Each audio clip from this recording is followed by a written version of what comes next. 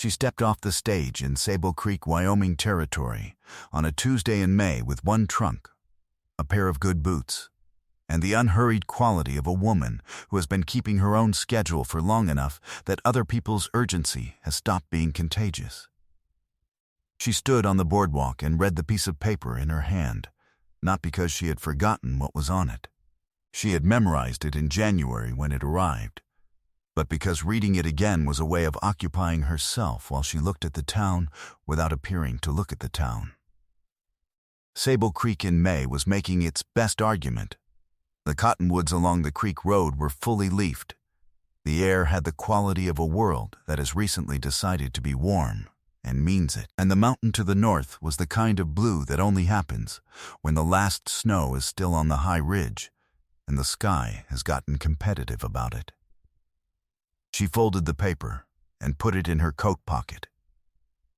She was 60 years old, and she had come a long way, and she was not sorry about either of these facts. She was looking for a man she had never met, but had written to 4 times since January, and who had written back 4 times with the same qualities his advertisement had promised: plainness, precision, and the specific courtesy of a man who means what he says because he has learned that meaning otherwise is expensive. If this woman already has your attention, subscribe to this channel right now and drop the name of your city in the comments below. I want to know how far this story travels tonight. Every name, every city means everything. Stay with me, because what Hank Voss says when he finds her on that boardwalk, and what it takes the town of Sable Creek the rest of the spring to understand, is a story about the only clock that has ever told the right time. The one inside a person who has decided they are not finished. Eliza Marsh had been a midwife for 31 years in Coshocton County, Ohio. 31 years of arriving in the dark and leaving in the light. Of the particular exhaustion that lives on the far side of a night that could have gone either way and went well. Of knowing things about the human body and its relationship to beginning and ending that most people preferred not to think about, and that she had thought about with the focused attention of a woman for whom the thinking was the work. She had delivered 412 babies by her own count. She kept a ledger, not from pride, but from the same instinct that makes a good navigator keep a log. She had lost 11. She remembered each of them with the specific, private grief of a person who has learned to carry losses without being organized by them. Her husband George had died 12 years ago, which had been a loss of the other kind, not the sharp clinical grief of the ledger, but the slow geological grief of a life rearranged around an absence. George had been a good man and a fair one, and she had loved him in the practical, durable way of 2 people who have built something together over time and have understood that the building is the love, and the love is the building, and you do not separate them. She had continued after him, because continuing was what she did. She had midwifed for 6 more years after George died, and then at 57 her hands had begun to give her trouble. Not badly, not disablingly, but enough that she had acknowledged, in the honest way she acknowledged things, that the work requiring steadiness in the dark was no longer hers to do without risk. She had sold the house in Ohio in December. Her daughter Clara lived in Cincinnati and had opinions about this, and Eliza had listened to the opinions with the patience she brought to everything, and had then done what she had already decided to do. Because she was 60 years old, and had spent that 60 years listening to her own judgment and finding it reliable, and saw no reason to stop. The advertisement had appeared in the Ohio Farmer in November, which she read for the livestock prices and the weather reports and the occasional notice that proved useful. It said, "Rancher in Wyoming Territory, 57 years, seeks correspondence with woman of mature years. Must be capable, independent, and have no objection to honest work and plain company. Youth and appearance not required. A person who has already done the hard things is preferred. Write H. Voss, Sable Creek, Wyoming Territory."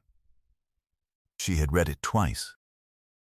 Then, she had taken out her writing paper and written back the same day, which was not like her. She was not an impulsive woman.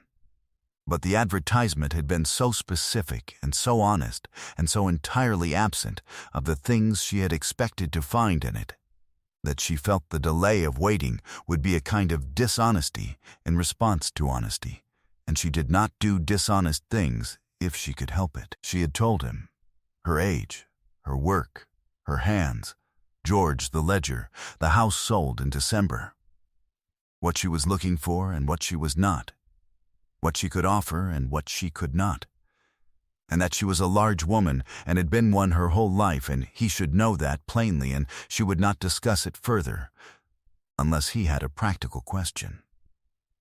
He had written back in January. He said he was 57 and had built a small ranch in Wyoming over 20 years and had 2 grown sons who had moved on, as sons do, and that the ranch was too quiet now in the way that things are quiet when they used to be otherwise. He said he had not been looking for a young woman, and had said so in the advertisement, and meant it. He said a person who has done the hard things is preferred, because he is also a person who has done the hard things and prefers to spend the portion of his life remaining with someone who understands that the hard things are not the worst things. They are simply the things that happened, and the life continues. He said the ranch had good water and a sound kitchen, and a view of the mountain that he had not gotten tired of in 20 years. She had written back in February. He had written back in March. She had written again in April and boarded the stage in May. 4 letters each. 8 letters total across 5 months of winter and early spring. And she knew him from those 8 letters the way you know a piece of ground from its survey, not the same as walking it, but enough to know the elevation and the drainage, and whether the soil was worth working. She knew he was a man who did not ornament his sentences or his intentions, who had a dry quality of observation that surfaced once per letter without announcing itself, who had thought carefully about what he was asking for, and was asking for it directly without embarrassment. She respected all of these things before she met him. She was reading his last letter on the boardwalk, for the 4th time, when she heard the boots. He was not what she had assembled, which she had expected. You never assembled a person correctly from letters.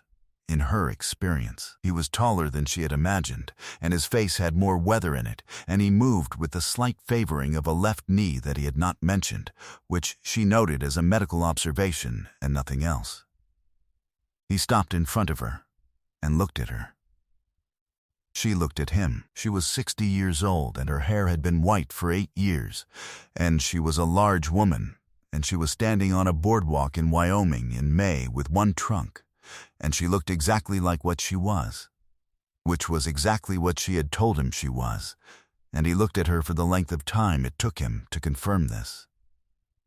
"You're right on time," he said. She looked at him, not at the words exactly. She filed the words to examine later, but at his face when he said them, which was the face of a man who means the thing he says, and she had spent 60 years learning to tell the difference. "Hank Voss," she said. "Eliza Marsh," he said. He reached for her trunk. She let him take it. He offered his arm for the step down from the boardwalk to the road, and she took it without ceremony, because the step was uneven, and taking it was practical, and she had long since stopped confusing practicality with dependence. They walked to the wagon. Sable Creek watched them go with the expression of a town that has not yet organized its response. The ranch was 40 minutes from town on a road that had the character of all good ranch roads, direct, unpretentious, interested only in getting from one place to the other. The mountain filled the north view the entire way, and she looked at it, because he had said she would not get tired of it, and she was making her first assessment. He drove, and pointed out the creek and the south pasture and the property line at the old fence post, leaning at its veteran angle. And she listened, and asked 2 questions, and he answered them without elaboration, and she formed her provisional picture of the place. which she would revise once she had walked it. The kitchen was not what she had feared, and not what she had hoped, which was the accurate description of most things in her experience, and she stood in it for a moment and noted what wanted doing, and in what order. And then she noted that the window above the basin faced south, and the afternoon light came through it at an angle that was exactly right for the kind of light she preferred to work in, and she considered this a good sign. "The room is off the kitchen," he said from the doorway. "I saw it," she said. He showed her the room. It had a window east, a bed with a good mattress, a hook for her coat. She set down what she was carrying and looked at it, and it was a room that suited her. "I'll start supper," she said. "You've been traveling since Monday," he said. "I've been sitting since Monday," she said. "That's different. I'd rather cook than sit anymore." He considered this. Then he went to do what needed doing outside and left her to the kitchen, and she made supper from what was in it. A man's kitchen. Stocked for a man eating alone, which meant adequate and unconsidered, which she could work with. She made a soup that used the last of the winter vegetables and a good bone she found in the cold box, and a quantity of pepper she decided on, and cornbread because she always made cornbread, and she saw no reason to change her habits at 60, and by the time he came in from the barn, the kitchen smelled like what it was, which was a kitchen where someone knew what they were doing and had been doing it for a long time. He sat down. He ate. He did not speak for a while, which she had expected from the letters. He was not a man who filled silence with noise. And she ate too, and looked at the view of the mountain through the south window as the evening came over it. "Good soup," he said. "Old recipe," she said. 30 years old at least. He looked at her. The dry quality she had identified in the letters surfaced in his face, a slight crease at the corner of his eye. "Younger than both of us," he said. She looked at him. "Not by much," she said. It was the first time she had laughed since Ohio, and she was mildly surprised to find it was still the same laugh, which had always been larger than she intended, and which George had always said he could hear through walls. Hank Voss looked at her laughing, and she saw him arrive at a conclusion of some kind, though she did not know yet what it was. They were doing this quietly and carefully, the way you do things when you are 57 and 60 and have both been through enough to know that carefulness is not timidity, but respect for the weight of what is being attempted. She did not require declarations, and he did not make them. What happened between them happened in the manner of the letters, plainly, incrementally, with the specific patience of two people who have learned that patience is not the same as passivity, that waiting for the right thing is different from waiting. Roy Hatcher came on the 4th day. Roy Hatcher was Hank's nearest neighbor and his nearest friend, and a man whose goodwill was genuine, and whose management of that goodwill was imperfect. He came with a jar of his wife Martha's preserves, and a quality of curiosity that he was not quite concealing, and he shook Eliza's hand and said it was fine to meet her, and then said to Hank, in the manner of a man who considers himself whispering while speaking at full volume, "Well, she's," and then did not finish the sentence in any of the directions it might have gone, which was in some ways worse than if he had. Eliza looked at him. 60, she said pleasantly. "I'm 60. It's not a secret and it's not a tragedy, and if you're working up to condolences, I'd rather you saved them for an occasion that calls for them." Roy looked at her. Then he looked at Hank. Then he sat down at the kitchen table and accepted a cup of coffee and said, with the adaptability of a man who has been managed by an intelligent woman for 25 years and has become responsive to the experience, "Martha makes these preserves from the cherry trees out back. We've got more than we can use." "Thank you," Eliza said. "I'll put them up properly. These weren't sealed right. You'll lose them before August." Roy looked at the jar. "Martha sealed those herself." "I know," Eliza said. "The seal's loose on the left side." She'll want to know. Roy took the jar back. He examined it. He handed it back to her. "You're right," he said, with the specific expression of a man revising his picture of a situation. "I'll tell her." Hank was looking at the south window with the quality of a man not looking at the south window. Roy said, "On his way out, Martha'll want to meet you." "I'd like that," Eliza said, and she meant it.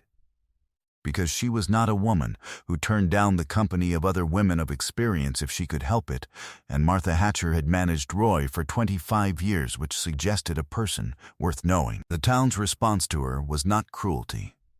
She wanted to be precise about this, because cruelty would have been easier.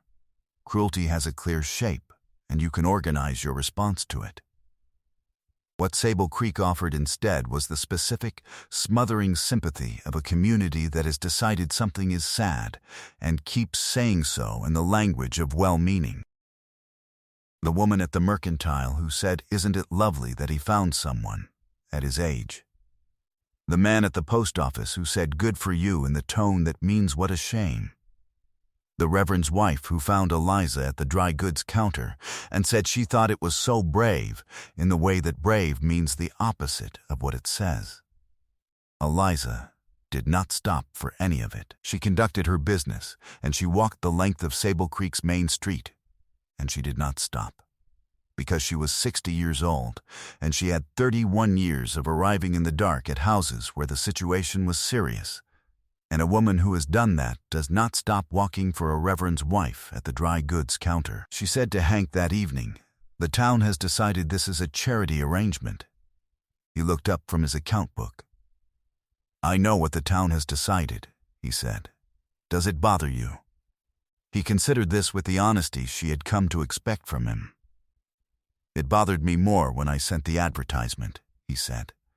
"I decided then that it was going to bother people, and that this was their problem and not mine." He looked back at the account book. "I was right." "You were," she said. She was quiet for a moment. "George used to say that the only opinion worth having about your life is the one you form while you're living it." He looked up again. "George was right," he said. She looked at him. He looked at her. The evening was doing its long May thing outside the south window, the light going reluctantly because in Wyoming in May the light had somewhere to be and was not in a hurry to leave it. "He was frequently right," she said. "It was one of his qualities." "You miss him," Hank said, not as a question. "Yes," she said. "The same way I miss my hands the way they were at 45. It's real, and it's not the whole of things." She looked at her hands on the table, capable still, everything important intact, the trouble only at the edges of the fine work. George would have approved of this, I think. He approved of things that made sense. "Does this make sense?" Hank said. She looked at him directly, which she always did when the question warranted it. "It makes more sense than anything I've been offered in 12 years, she said. "That's not a low standard. That's just the truth." He nodded. He went back to the account book, and she went back to her mending, and the evening continued in the manner that their evenings had settled into, comfortable, undemanding. The specific warmth of two people who have decided each other's company is worth having and are letting that decision accumulate into something. What she had not told Sable Creek, because it was not their business, was what she had written to Hank in her second letter, that she had watched, in 31 years of midwifery, the precise moment when one life became two. And she had understood something from that witnessing that she could not have articulated at 30 or 40, but could articulate now. Which was that beginning is not the property of the young. Beginning is what happens when a person decides to begin. She had seen women at 42 having their first child, terrified and certain. She had seen girls at 16 having their fourth, exhausted past age. The beginning did not belong to any particular year. It belonged to the decision. She had decided in November. She was here in May. The crisis came on a Thursday at the end of the month. which was when most crises in Eliza's experience arrived, not on the days you had prepared for, but on the ones that were already full of other things. She was in the kitchen garden when Martha Hatcher came up the road at a pace that Eliza recognized before she could see Martha's face. Because urgency has a particular quality in the way a person moves, and 31 years of being the person people came to in urgency had made her fluent in it. She straightened up from the beans and waited. "Della Pruitt," Martha said. 22 years old, her first, 7 months if the dates were right, but possibly more. The labor had started in the night, and it was now mid-morning, and Dr. Fenwick was 30 miles out on the Larimer Road, and the road after last week's rain was not passable for a wagon, and Della's mother was there, and her husband was there, and neither of them had any idea what they were doing. And Martha had driven straight to the ranch, because Eliza had delivered 400 babies in Ohio. And Sable Creek did not know this yet, but Martha Hatcher had learned things about Eliza Marsh from Roy, who had learned them from Hank, and Martha Hatcher was a woman who went to the right person. Eliza took off her garden gloves. "Get in the wagon," she said. She told Hank where she was going. As she came through the kitchen for her bag, she had kept a bag since 1856, and she was not about to stop. And he said nothing, because there was nothing that needed saying, and she climbed up to the wagon seat beside Martha, and they went. Della Pruitt was small and young and frightened in the way of a person facing something that is entirely beyond the scale of what they have previously encountered. And when Eliza came through the door, the girl looked at her with the specific expression Eliza had seen 412 times, which was the expression of someone who has been waiting for a person who knows what to do and has not been sure such a person was coming. Eliza sat beside her and took her hand and assessed the situation with her eyes and her hands and the knowledge of 31 years. And she understood what was happening and what needed to happen and in what order. And she told Della plainly what was true. That this was hard, and it was going to be harder. And she was going to be all right. And she said it in the tone she had developed over 30 years, which was not the tone of reassurance, which can be detected as false, but the tone of information delivered by someone who has the information, which cannot. It was a long afternoon. Della's mother sat in the corner and prayed, which was her right, and which did not interfere with anything Eliza was doing. Della's husband stood in the doorway until Eliza told him to go find something to do outside, which he did with the relief of a man excused from something he could not have managed. Martha held Della's other hand and did not faint, which Eliza noted as a point in her favor. The baby came at 4 in the afternoon. A boy, 8 pounds, and assertive about his arrival. Eliza handled what needed handling with the steadiness of 60 years, and 31 of them specific to this. And when it was done, she wrapped the boy and put him in Della's arms, and Della looked at him the way women look at the thing they have just done, which is with a specific mixture of disbelief and recognition, and said, "He's all right?" "He is more than all right," Eliza said. "He arrived exactly as he should." She cleaned up in the manner of a woman for whom cleaning up after is as much a part of the work as everything before it, and she came out of the Pruitt house into the late afternoon of Sable Creek, Wyoming Territory in May, into the specific quality of a day that has been fully used, and she stood on the porch for a moment. Roy Hatcher was in the road. He had apparently been in the road for some time, because he had that quality. He looked at her coming out of the house, and he said, "Well?" "A boy," Eliza said. "Both well." Roy took his hat off. He turned it in his hands. Then he put it back on and said, in the tone of a man updating his ledger right then, "There were 6 people in the road by the time Hank arrived in the wagon. Word in a small town moves faster than wagons, even fast ones, and they were standing there with the quality of a group that has been revising its position and is not yet settled on a new one. Josephine Ferry, who ran the mercantile and who had said, "Isn't it lovely that he found someone 2 weeks ago?" was there. The Reverend's wife was there. 2 men from the feed merchant were there. They looked at Eliza on the Pruitt porch with the look of people encountering something they had categorized incorrectly and are in the process of recategorizing. Hank stopped the wagon and looked at her. She came down the porch steps, and he offered his hand for the step up, and she took it, and she settled on the wagon seat, and he looked at her face, and she looked at his. "All well?" he said. "All well," she said. He looked at the people in the road. They looked at him. He was a man of few words, and he had used most of them today on the drive over, which had consisted of him saying to Roy, who had been in the wagon with him, "Eliza delivered 412 babies in Ohio over 31 years. Her hands give her trouble with the fine work now. There is nothing wrong with the rest of her." Roy had relayed this to the road by means of the same volume miscalibration that had characterized his whispering in Eliza's kitchen. The road knew. The road was recategorizing.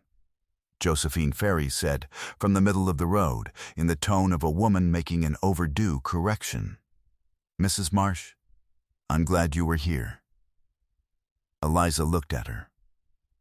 "So am I," she said. Hank moved the horses, and they went up the Sable Creek Road toward the ranch, and the May evening light was doing everything it had been doing all month, long and gold, and entirely indifferent to human schedules, and the mountain to the north was that particular blue of late day, and the cottonwoods along the creek road were full, and the world smelled of what it was, which was spring, which was beginning.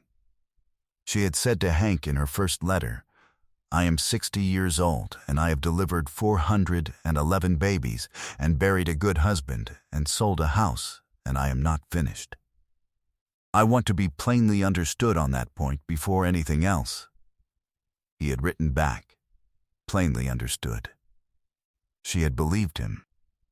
The evidence had borne her out, which was the most reliable method of verification available. The question of what they were to each other resolved itself in June with the same plainness that had governed everything between them since January.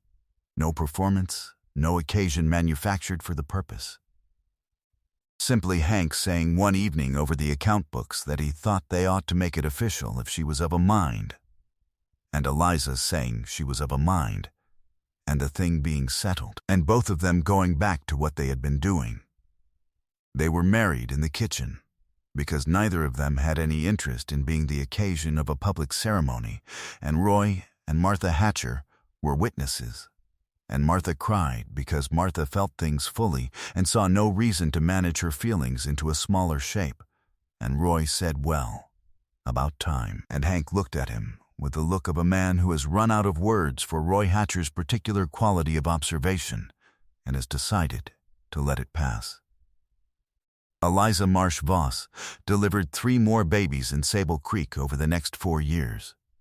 Because Dr. Fenwick's road was impassable with some regularity, and she was there, and she knew what she was doing, and she did not see why knowing a thing should go unused. She kept the ledger. She noted each one the way she had always noted them. Name, date, particulars, outcome, 415 by the time she laid the pencil down, and not because her hands would not hold it, but because she decided 415 was a sufficient and good number, and she was ready to let it belong to her past rather than her present.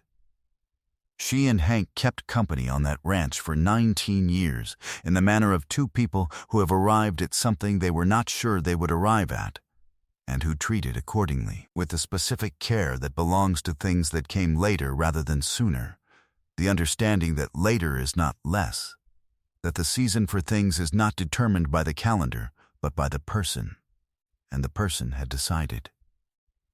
She had been right on time. She had always been right on time. She had simply been the only one, for a while, who knew it.